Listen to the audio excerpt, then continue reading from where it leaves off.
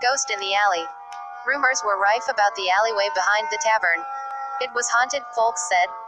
Haunted by the ghost of a young girl who had been found murdered in that self-same passage. People avoided the small street after dark, for the spirit was said to be a vengeful one. Of course, no one could name anyone whom the ghost had actually killed, but the tales were enough to keep people away from the alley at night. Fortunately for the owners of the tavern that backed onto the alley, their front door faced a well-lit road and so business was not slack. Then one night, while the tavern was full of drinkers, a nasty character named O'Hare wandered into the bar.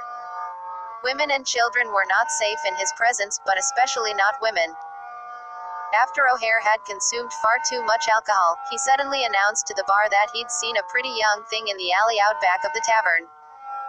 The bartender froze in the middle of polishing a glass, and the men around the bar exchanged covert glances. No one said a word, but everyone was thinking about the ghost of the vengeful young girl. Everyone in the bar looked down at their glasses as he stumbled to his feet. No one made a move to stop him, and there was a quiet air of "he deserves what's coming to him" about the bar as O'Hare left the building. It's just too bad that there isn't really a ghost, thought the bartender, setting down the shining glass and picking up another one to polish. O'Hare sorely needed a lesson in human kindness and respect for others. At that moment, a horrible scream came from the alley.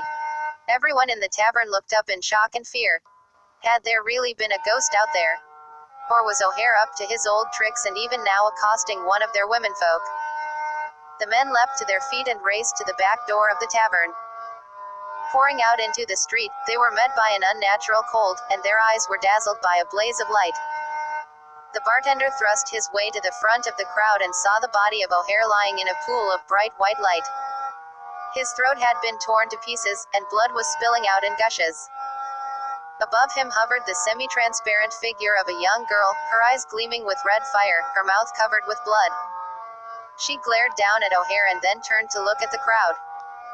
The specter licked the blood from her lips thoughtfully, her eyes on the bartender's neck. Then she vanished, taking the light with her. At their feet, O'Hare gasped out his last breath and died. The local authorities were summoned to deal with the body of O'Hare. Though skeptical at first, they were finally convinced, since there had been so many eyewitnesses who had seen the ghost hovering over the dying man.